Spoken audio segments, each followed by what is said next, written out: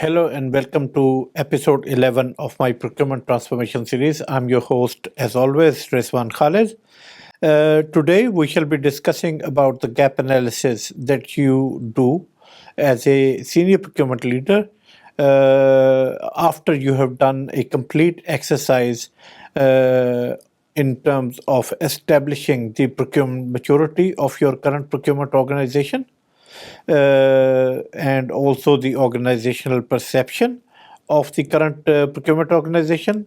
And you've done the external comparison with other similar organizations, and you have established the risk view or with the other external risk view with the pestle analysis essentially. After doing all of this, you basically need to draw up an Excel sheet essentially, and as you can see over here in the picture here, you need to put together the gap analysis. In the gap analysis, in the top areas, for procurement maturity, you need to line up, as you can see in the Excel sheet over here, the table over here. Sorry. For each individual element, people, process, technology, and so forth, where we are. So, what is the current position? What good looks like? How do we get there? And can the AI in this process help or not? So, for example, as you can see on the table given here, in the people area, for example, you found that in the procurement organization, the people do not necessarily have the competency in order to do the job that they are supposed to be doing. So, if the competency area is discovered in the people area, what does good look like? Do they need to be basically trained? Do they need to be, trained on specific areas, or do they need to be, for example, SIPs qualified, as my example over here, properly? In order to understand, in order to basically do that, they basically need training. So you figured out that they need training to be SIPs qualified in order to do their jobs properly. Now, can AI help? Yes, for basic training, you can establish courses by using ChatGPT 4, for example, or 5, for example, which has just launched, or you can do it on Gemini, etc., and actually work out the basic training from that.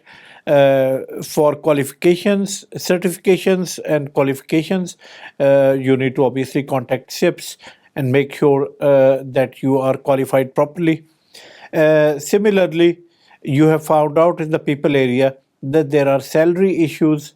There are better salaries available elsewhere when you are benchmarked with the outside organizations, and you can work out the fact that the salaries are less in your organization.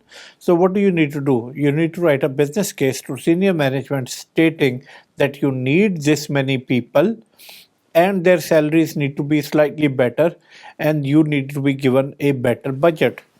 So essentially, it's basically things like that that you need to do in order to do the gap analysis. Similarly, you can basically work out your findings from the organizational perceptions and all of the questions that I told you for the organizational perception. You can make the status red, amber, or green from different parts of the organization. For example, marketing thinks that the technology is really bad, or procurement technology is really bad at the moment. Give it a red. Finance, for example, think that a procurement person is not good at this moment of time. Mark it as red. Legal thinks that procurement contracts are very well and procurement training is very well and procurement is seen very well. Mark it as green. This way, you will have a good understanding of area by area procurement perception in the rest of the organization and also the overall procurement perception. as can be seen in the sheets in front of you at the moment.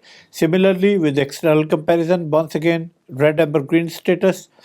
And for risk view, give a brief summary of each area of risk that is out there and is present, to make sure that that is completely viewed properly, and there is an appreciation for the likelihood of all of those risks, which would be risk mapped or heat mapped, essentially in the organizational corporate risk register.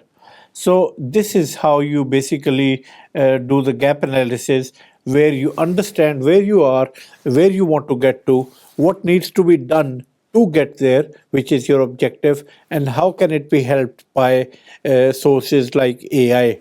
So do that for all of the areas until you get a satisfactory set of data available to you, which you can then use to do the conclusions and recommendations for all of the areas, and then do a business case essentially to the senior leadership, which will give you a yay or a nay on improving basically your procurement department or transforming your procurement department.